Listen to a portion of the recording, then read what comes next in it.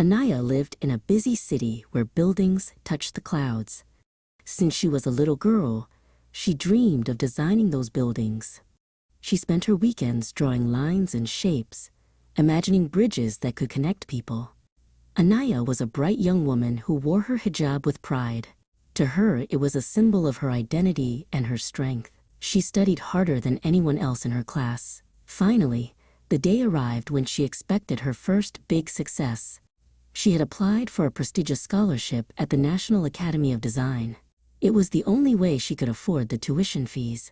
When the envelope arrived, her hands trembled with excitement. She sat on the steps of her porch and tore it open. Her heart stopped. The first word she saw was regret. They had turned her down. It was her first major failure, and it stung like a cold wind. She had prepared for months, but it was not enough. Anaya looked at her drawings, and for the first time, they seemed like impossible dreams. She felt a heavy weight in her chest. This was the beginning of a long and difficult journey for her. The days after the rejection were the hardest. Anaya stayed in her room, staring at the blank walls. The self-doubt began to grow like a shadow. She wondered if she was truly talented, or if she was just wasting her time. "Maybe I am not meant to be an architect," she whispered to herself. Every time she picked up a pencil, she remembered the letter. The word regret looped in her mind like a broken record. Her friends were moving forward, getting jobs and starting their own paths. Anaya felt like she was standing still in a world that was moving too fast. She looked in the mirror, adjusting her hijab, but her eyes lacked their usual spark. She felt small and unimportant. She began to avoid her desk, covering her sketches with an old cloth. The silence in her room felt loud. It was an emotional struggle that she did not know how to win. She felt as though she had let herself down, and the shame was hard to carry. She cried until her eyes were red, feeling the sting of failure deeply. It was a dark period, where hope seemed like a very distant star in the sky. Anaya decided she would not let one rejection stop her. She applied for an internship at a famous local firm. On the day of the interview, she wore her best professional outfit. She met Mr. Henderson, the senior architect. He was a stern man with sharp eyes. Anaya had practiced her answers for a week. However, when he asked her a difficult question about structural integrity, her mind went blank. She stammered and struggled to find the right words. She could see Mr. Henderson looking at his watch.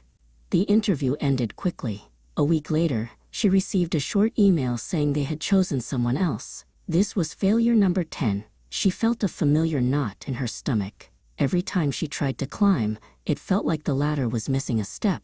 She walked home through the rain, her umbrella barely protecting her. She thought about how much effort she had put into that 1 hour. It seemed like the more she wanted something, the further it moved away. She began to question her own intelligence. "Is there something wrong with me?" she asked. But even then, a tiny part of her refused to let go completely of her big dreams. Failure became a frequent visitor in Anaya's life. She tried to take a professional certification exam to prove her skills. She studied until 3 in the morning every night.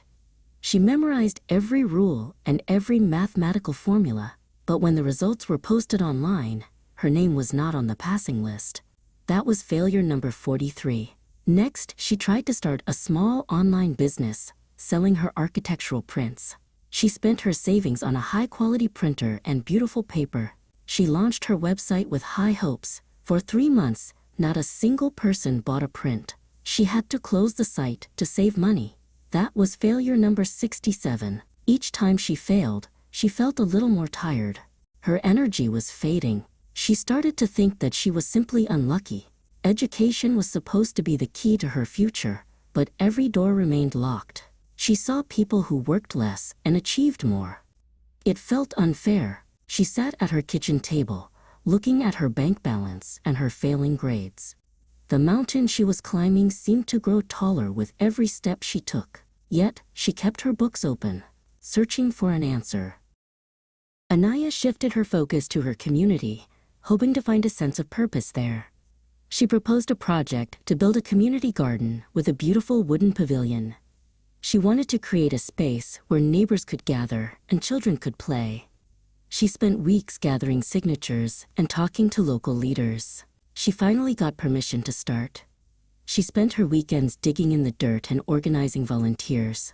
But halfway through the project, a massive storm hit the city. The wind destroyed the unfinished wooden structure, and the heavy rain washed away the new plants. The city council decided the project was too risky and canceled the funding. That was failure number 99. Anaya stood in the mud, looking at the broken wood and ruined flowers. She felt like the universe was telling her to stop trying. It wasn't just about her career or her education anymore. It felt like everything she touched turned to dust. She felt a deep sense of loneliness. She had tried to give back, and even that had failed. She sat on a wet bench, her clothes soaked and her heart broken. She felt like she had reached the end of her strength and her patience. Exhausted, Anaya went home to her mother, Nadia. Nadia was a woman of great patience and warmth. She saw the sadness in Anaya's eyes and immediately put the kettle on. They sat in the kitchen, the steam from the tea rising between them. Anaya told her everything. She counted the failures, the rejections, and the ruined garden. She cried about the 100 times she had fallen. Nadia listened quietly, her hand resting on Anaya's. "My daughter," Nadia said softly, "a tree does not grow strong without the wind. Every time you fail, you are learning how to stand in the storm." She reminded Anaya that her worth was not defined by a letter or a job title. She spoke about the power of persistence and the importance of having a clean heart. They prayed together that evening, finding a quiet peace that Anaya had forgotten. The family gathered around the dinner table, sharing stories and laughter. Anaya realized that she was not alone. She had a foundation of love that no failure could ever break. She felt a flicker of hope returning to her soul. She realized that failure was not the opposite of success. It was a part of it. Seeking more guidance, Anaya visited the local community center. There, she met Malika, a successful engineer who had lived in the neighborhood for years. Malika was known for her kindness and her sharp mind. When Anaya shared her long list of failures, Malika did not look surprised. Instead, she smiled. "I failed 200 times before my first project was built," Malika said. She became Anaya's mentor, showing her that every mistake was a lesson in disguise. Malika taught her how to look at her designs differently. She encouraged Anaya to join a community support group where women shared their struggles. Hearing their stories made Anaya feel empowered. She realized that everyone had their own battles. Her faith gave her the patience to keep going, and her community gave her the courage to try again. She stopped looking at her past as a series of endings. Instead, she saw them as a series of preparations. She spent time in the mosque, reflecting on her journey. She understood that her path was unique and that her timing was not the world's timing. With Malika's help, she began to build a new portfolio, one that was stronger and more creative than ever. Anaya sat at her desk, but this time, the atmosphere was different. She looked at her 99 failures and realized they were actually 99 lessons. She understood why the university rejected her. Her designs back then lacked heart. She understood why the internship failed. She needed to practice her public speaking. She even understood why the garden project collapsed. She had not planned for the drainage of the land. She began a new project, a design for a sustainable housing complex for low-income families. She poured everything she had learned into it. She used the math she studied for her exam. She used the community insights she gained from the garden. This was failure number 100, or so she thought it might be. She worked with a focus she had never felt before. She stayed up late, but not out of fear, out of passion. She refined every line and checked every calculation. When she finished, she felt a sense of pride that was independent of any external reward. She had finally learned how to merge her identity, her faith, and her skills into one beautiful vision. She was ready to show the world who she truly was as an architect. Anaya entered her new design into a national competition for urban innovation. Weeks passed, and she almost forgot the feeling of waiting for an answer. One morning, her phone rang. It was the head of the competition committee. "Anaya," the voice said, "your design for the sustainable housing complex is our grand prize winner." She couldn't believe it. After 100 failures, she had finally achieved a major breakthrough. The prize included a full scholarship to finish her studies and a contract to see her design built in her own city. Success did not feel like a sudden explosion. It felt like a quiet, steady light. She had persisted when everyone else would have stopped. Her persistence had turned her failures into a bridge toward her goals.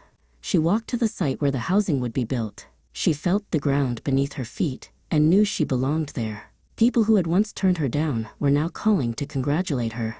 She handled the success with the same grace she had used to handle the struggle. She knew that this was just the beginning of her career.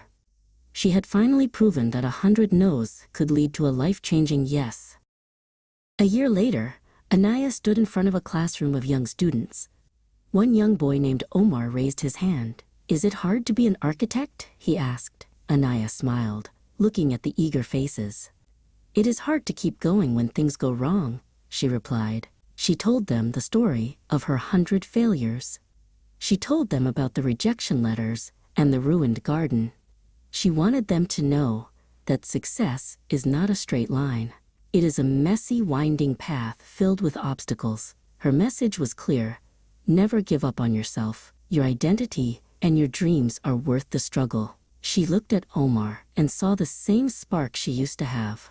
She realized that her journey was not just for her. It was to inspire others who felt like giving up. Failure is only permanent if you stop trying. As long as you keep moving, you are still on the way to your destination.